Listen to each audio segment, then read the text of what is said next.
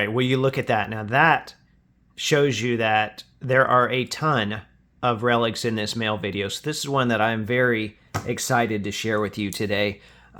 Little stack here, but it definitely packs a punch. So let's go ahead and jump right in. And these first cards are pretty funny. This is a gift from my friend Steven. And they look like Topps Pacers cards, but they're from long after that Topps NBA license expired. And I've seen these on eBay before for other teams. And they look like the custom cards that you make, or used to make. I don't even think you can still make them. But you used to be able to make custom cards on the Topps website. And it'd be for people like, your kid plays baseball, or you're getting married and you want to, make a baseball card out of it. So they had templates, and, you weren't supposed to use real team logos and stuff that they didn't have the rights for. But I don't think there was a lot of oversight with that. And I can't prove that that's how these were made, but I have a pretty good feeling that that's how these came about. So anyway, he a friend of mine, he added these to his Nets purchase, Steven. So thank you so much. And we've got Tyreek Evans, Travis Best. The font on the Travis Best is a little funky. That looks a little more homemade than the other. Like, this is how the baseball set, the font was actually supposed to be. So I don't know, what that process looked like. So Oladipo, David West. It's just the most random mix of players too. Wes Matthews and Malcolm Brogdon. So I get a kick out of stuff like that. And these are probably the only ones in existence. I mean, who would make more than one Malcolm Brogdon custom card on the Topps website? I just can't see that happening. I don't know why they exist, but they do, and I'm here for it. All right, let's do this slab on the bottom, and then everything else is a little more uniform here. This is a Chuck Colson cut auto. It kind of goes with the Watergate cut autos and Watergate signatures that I've been collecting. And I've got Colson autographs, but I saw there was actually one put out by Leaf. And I like that it says member of the Watergate 7 on the slab. So I went ahead and picked that up. And the Watergate 7, it could actually refer to two groups of 7. It could be the people that were jailed for the Watergate break-in, or it could be the actual burglars themselves. So he was one of the... somebody that was in like Nixon's cabinet, or maybe not cabinet necessarily, but Nixon's White House, that was jailed because of that. All right. So let's see here. Oh, this one here.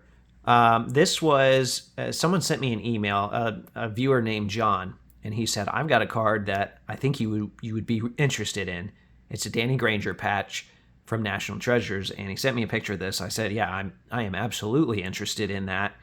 I have a Danny Granger from this set, but it's not nearly as nice as this one, I don't believe. So he said, well, I just want to send it to you. And I offered to pay shipping, and he did not want shipping. He was kind enough to send that my way.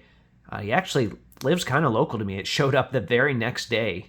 So, John, thank you so much for your generosity. This is a great-looking card, but I really appreciate the generosity that came with that whole... I don't want to say transaction because it was free, so thank you very much. All right, let's go into, I believe the rest of these are purchases. I'm trying not to spoil things here. Yes, so this is a set that I'm working on, 2013 Innovation Stat Line Prime. These are game-dated patches, and this is one that a Wolves collector friend of mine, Shay, he had one of these previously, and he's a Wolves collector, and I said, hey, if you happen to move it, just let me know. And he eventually acquired a second copy, so he sold the second copy to me pretty much for what he paid, or at least that's my understanding. So I do appreciate that, and very happy to have that one in the collection. So I think I'm over halfway on that set now. So slowly but surely, we're getting there. And let's look at can we see the terminology on this one here? The enclosed material was cut from an authentic jersey personally worn by Ricky Rubio on November 1st, 2013, and is guaranteed by Panini America. Now, why wouldn't they say that he wore it in the game? I'm not sure. But why would he wear a jersey on a specific date of a game, and they have the game on there, and it not be game worn? So you can draw whatever conclusions you want from that. All right. This is a Frankenstein card. And what I mean by that, all sorts of hair and everything here. All right. What I mean by that is it's got a patch from a different team than the players pictured. I'm not out here wanting to buy a lot of Bucks cards. I'm not really out here wanting to buy a lot of Wesley Matthews cards. This is a card that's been on my watch list for several years now. I think it's from 2019. So it's been on my watch list for a while. Maybe not since 2019, but definitely several years. And the price was just goofy. It was like $40 or something. So I, just going to wait it out. And they lowered the price to, I think, $10 or maybe 15, and I think it was 15 or best offer, and I offered 10, and the shipping was pretty cheap on it. So I think I got this for like $11 shipped. The only reason I want this is because this is a piece of a Hickory jersey from a very short stint that Wesley Matthews had with the Pacers. So, not only did they only wore Hickory so many times that year, Wesley wasn't even on the team all that long. I think he was like the Oladipo replacement, basically. So there's only so many times that he wore Hickory. It's a very few amount of times. I'll have to look it up. I'll do the research. But it's a pretty unique patch, and I like that Hickory stuff. So I went ahead and grabbed it. And they did tell you on here, hey, this was used as a member of the Indiana Pacers. So, all right. What do we have next here? Oh, this next one. It's kind of a purchase. It's a break, a 15-player break that I entered into, or 15 players that I bought in a break of Silhouette, which I thought I could beat the system. I thought I knew exactly which players to buy. And finally on the 10th box, 10 out of 10 boxes, I got my big hit from that break. And Alec Burks napkin. Oh boy. And I entered that one, and then I entered a couple other breaks. I tried to be very selective. I did budget a little. I don't normally like to break, but I thought for Silhouette I would. I think I've got some more napkins coming. Lesson learned. All right. I do have some more. The rest of these are Silhouette cards as well. So this one here, I'm trying to think if I showed this on video or not. I hope I didn't, because here I am showing it again. I don't think I have. This is a Gary Neal Finals relic from 2013. And if my memory serves correct, they did not include him in the preferred booklets that had the finals patches for that year. They later showed up in an immaculate special events materials or something like that set. And so they still had a lot of that Gary Neal jersey to use up. And lucky for us, they put it in Silhouette. So let's look at the wording on this one. The enclosed game-worn used material, which was worn used by Neal during Game 1 of the NBA Finals on 6/6/2013, is guaranteed by Panini America. Now, that is a guarantee that I can get behind. I like the sound of that. It just makes you wonder if they knew, like, let's say they knew Ricky Rubio specifically wore that on that date. Why didn't they put that it was game-worn? It's just weird to me why they do that. Anyway, I'm not trying to erode anyone's trust in Panini, because obviously, I'm buying these relics, so obviously I have some level of trust in them. It's just weird that they changed the wording up. I've got a whole video on that. You don't need to hear more of that.